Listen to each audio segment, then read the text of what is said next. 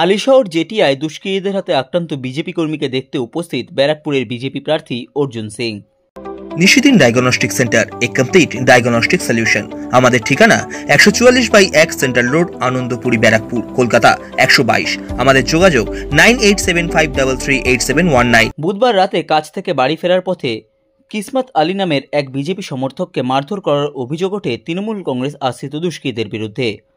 আক্রান্ত বিজেপি সমর্থক কিসমত আলীকে দেখতে বৃহস্পতিবার তার বাড়িতে উপস্থিত হন ব্যারাকপুর লোকসভা কেন্দ্রের বিজেপি প্রার্থী অর্জুন সিং। কথা বলেন আক্রান্ত ব্যক্তির সঙ্গে। অর্জুন সিং অভিযোগ করেন তৃণমূল কংগ্রেস আশ্রিত দুষ্কৃতীরা আক্রমণ চালিয়েছে কিসমত আলীর ওপর। তিনি ঘটনার পরিপ্রেক্ষিতে অভিযোগ করতে গেলে থানার তরফ থেকে অভিযোগ নেওয়া হয়নি বলেও সংবাদ মাধ্যমের মুখোমুখি হয়ে জানান অর্জুন সিং। না, কিসমত আলী বলে একজন ভদ্রলোক, নিরীহ মাইনরিটি মানুষ, কিসমত আলী, উনি আসছিলেন ওই চ্যান গেটের ওখানে। কাউকে ওই ল্যাংড়া বাবন বলে একটা ক্রিমিনাল আছে, সে সৈকত ভাওয়াল মার্ডার কেসেও ছিল। এখানকার বিধায়ক আর চেয়ারম্যানের রাইট হ্যান্ড, সবসময় ডান দিকে বাঁ দিকে ঘুরে বেড়ায়। সে পিস্তলে বাট দিয়ে ওনাকে, কেন তুই এখানে দেখছিস, তার জন্য তাকে মারধর করা হয়েছে। পিস্তলে বাট দিয়ে কোমরে মেরেছে, রড দিয়ে কোমরে মেরেছে, পিস্তলে বাট দিয়ে মেরেছে। এবার উনি থানায় যখন যান, থানা ওসি বলে কি, উল্টে ওকে ধমক দেয় কি, ও বললো কি এখানে সিসিটিভি ক্যামেরা আছে, আপনি দেখে নিন। তো বললো তুই বেশি আমাকে সিসিটিভি ক্যামেরা দেখাচ্ছিস, তোকে দেখে নেব। আসলে এখানে জেপি পান্ডে আর থানা ওসিকে চাপ দিয়ে এইসব করাচ্ছে, থানা ওসির কাছে প্রেসার দিয়ে এইসব করাচ্ছে। ও পার্থভৌমিকের কথা ও ট্রান্সফার করেছে, এখানেই এসিপি আছে। আমি বুঝতে পারছি না ইলেকশন কমিশন কি করে ওকে এখনো রেখেছে। এখানে ওসি ছিল, এখানে এসিপি, ওর তো প্রায় 3 বছর এখানে রয়ে গেছে, তো কি করে ও এখানে আছে। আমি ইমিডিয়েট আজকেও ওর এগেনস্টে ইলেকশন কমিশনকে বলছি। আর যে একে ইমিডিয়েট বরখাস্ত করা যায় না, জেপি পান্ডে আর থানা ওসিকে ইমিডিয়েট বরখাস্ত করা জানে।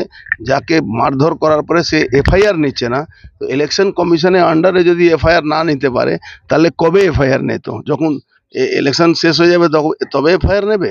এটা সম্ভব নেই। আর তার আমাদের লোকগুলোকে বলেছি তাকে নিয়ে এইমসে ভর্তি করে তার ট্রিটমেন্ট করাবার জন্য। পুরো আতঙ্কে আছে, পরিবার ভয়ে আছে, কিন্তু কিসমত আলী খুব স্ট্রংলি উনি ফাইট করতে রাজি আছেন। উনি সব জায়গা, আমি ওনার বলেছি আপনার উকিলকে বলুন মেল করতে, এফআইআর মেল করে আমাকে কপিটা পাঠাতে। না, এদের তো এর ব্যাকফুটে না থাকলে এইসব অপরাধমূলক কাজ করবে কেন? ওই যে অপরাধ শেষ করার জন্য, গুন্ডারাজ শেষ করার জন্য দায়িত্ব নিয়ে কালকে পার্থভৌমিক মিছিল করেছিল না, সব গুন্ডাদেরকে নিয়ে। গুন্ডারাজ শেষ করার জন্য গুন্ডাদেরকে নিয়ে মিছিল করেছিল। সেই লোকটাকে আপনাদের মাধ্যমে প্রশ্ন করছি কি, এটা কোন গুন্ডা নিয়ে চলছে? তুমি গুন্ডারাজ তুমি তৈরি করেছো, গুন্ডারাজই তোমাকে শেষ করবে। অপরদিকে জেটিয়া গ্রাম পঞ্চায়েতের স্থানীয় পঞ্চায়েত সদস্য অশোক দাস জানান, সম্পূর্ণ একটি ব্যক্তিগত বিষয় নিয়ে গন্ডগোলের ঘটনা ঘটেছে, এর সাথে কোনো রাজনীতির যোগ নেই। সোনা সাতটা বলে একজন তার নিজের জায়গাতে সাবমার্শাল বসাইতে গেছিল, এবং সেই সাবমার্শাল বসানো ঘিরেই এই গন্ডগোল। এটা কিন্তু রাজনৈতিক কোনো গন্ডগোল নয়, কারণ সোনা সাতটা হচ্ছে আমাদের তৃণমূল কংগ্রেসের একজন সদস্য, ওতপ্রোতভাবে আমাদের সঙ্গে তৃণমূল কংগ্রেসটা করে। এটা হয়েছে অ্যাকচুয়ালি সোনা সাতটা কেন অন্য জায়গার মানে যারা সাবমার্শাল তৈরি করে তাদেরকে নিয়ে এসেছে। এটাই এখানে যে সাবমার্শাল মাঝে মাঝে বসায়, এর বাড়ি ওর বাড়ি বসায়, রাগটা সেখানেই। এখানে কোনো রাজনৈতিক ব্যাপার না।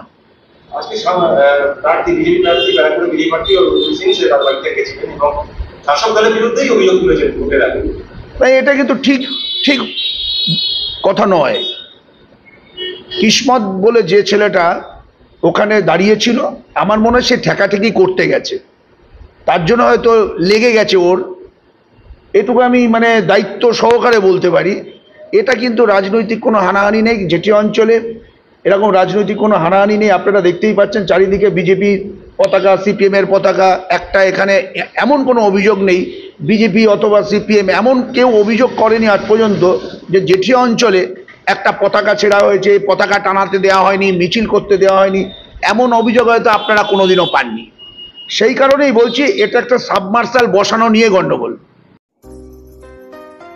সাধ্যের মধ্যে স্বপ্নের ফ্ল্যাট খুঁজছেন? লাবণ্য গ্রুপের পক্ষ থেকে ব্যারাকপুর হরিসভা মন্দিরের নিকটে সোনাঝুরি আবাসন। থাকছে lift, top floor, set, 0% GST। এছাড়াও থাকছে ব্যাংক লোনের সুব্যবস্থা। ফ্ল্যাট বুকিং চলছে। আমাদের যোগাযোগ 7278 200 456।